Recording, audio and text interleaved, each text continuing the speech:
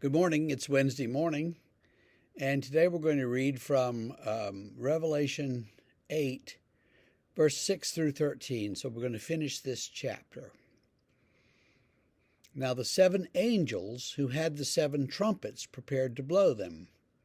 The first angel blew his trumpet, and there followed hail and fire mixed with blood, and these were thrown upon the earth. And a third of the earth was burned up, and a third of the trees were burned up, and all the green grass was burned up. The second angel blew his trumpet, and something like a great mountain burning with fire was thrown into the sea, and a third of the sea became blood.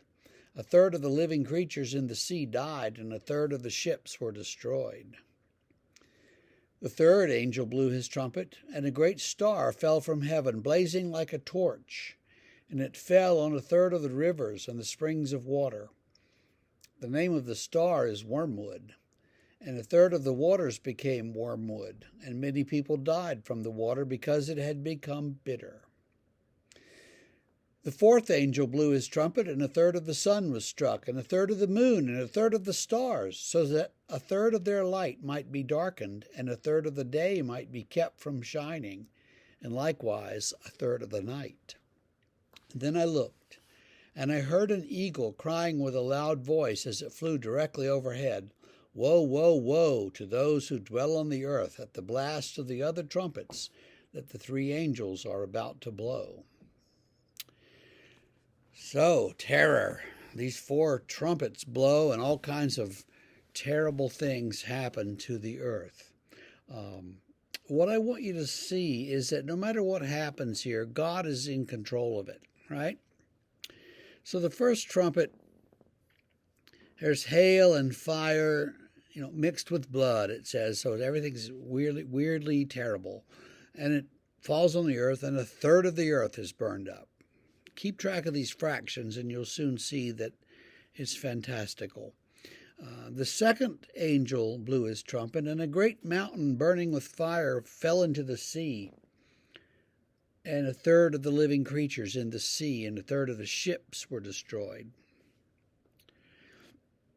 The third angel blew his trumpet, and a great star fell from heaven, blazing like a torch, and fell on the rivers and springs of water.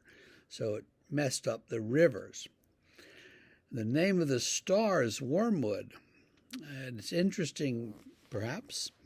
It certainly fed a lot of the theorists on this when Chernobyl had its meltdown issue, because Chernobyl is Russian for wormwood.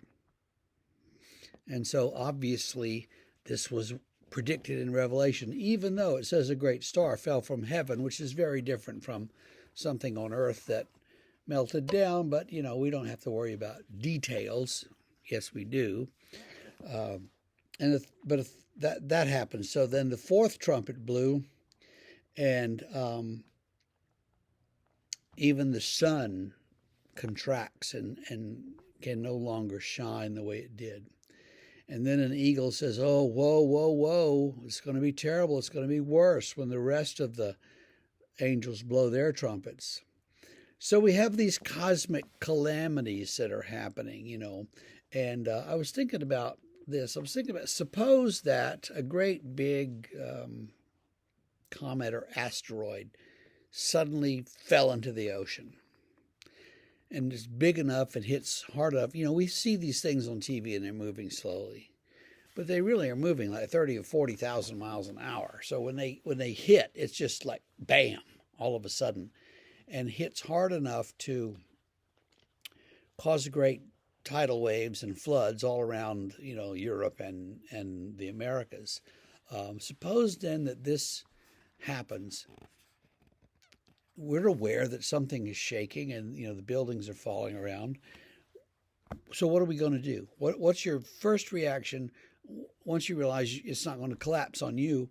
Is turn on the TV and see what happened.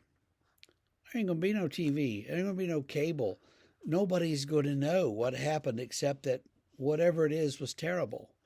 And I suppose people with some radios, shortwave radios that run by batteries, might be able to find out that, an asteroid hit landed in the ocean unexpectedly. The rest of us are just going to know that everything's gone to chaos and is falling apart, and we don't know if the Russians fire missiles or what. We just don't know, and we're not going to know. Well, here in Revelation we see this these kinds of calamities happening, and they're happening, but they're happening in a limited way.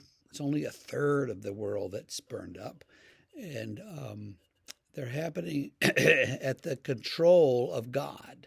So God is in control of everything, good or bad, that might happen. This kind of thing that happens sort of naturally in the world, or not quite naturally, but you get what I mean. It's called natural evil, and it's bad things that happen beyond anyone's control. It's not like moral evil where some bad guy decides to go shooting people. This is, what happens when say a hurricane runs on shore. Hurricanes just work because that's the way the earth and the weather happens, and hurricanes hit the coastlands and do what they do. And if you keep building your house in the path of a hurricane, it's going to keep getting flooded and knocked down. So that's that. So it's not really surprising that God doesn't sort of clear all that kind of evil away from us, because that's simply how the world works. But God could do that. God might do that in some cases.